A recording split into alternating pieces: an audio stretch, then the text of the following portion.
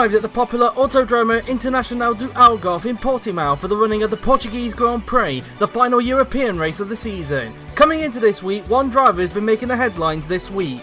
The only team news for this week comes from McLaren, as they have announced that Italian driver Kirishima De Rosa will remain with the team for the 6th successive season. Kiro has once again put in some stellar performances this season, despite this season McLaren having issues with reliability. He currently lies 19th in the Drivers' Championship, level on points with teammate Joseph Willows, and his team McLaren lie 10th in the Constructors, tied for 9th with Aston Martin.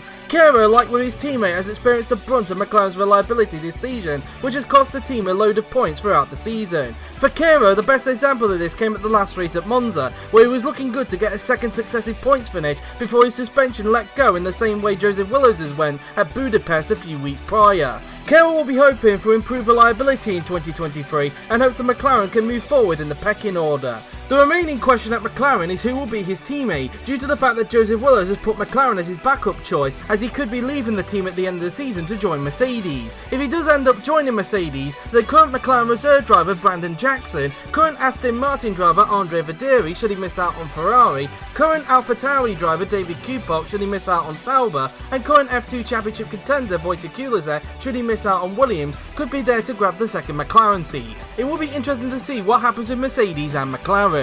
And that is it for this week's edition of the GP4OC News. The next team news will break next week at the Japanese Grand Prix at Suzuka. Who will be announced next? Tune in to practice next Tuesday at the Suzuka International Racing Course in the Mai Prefecture.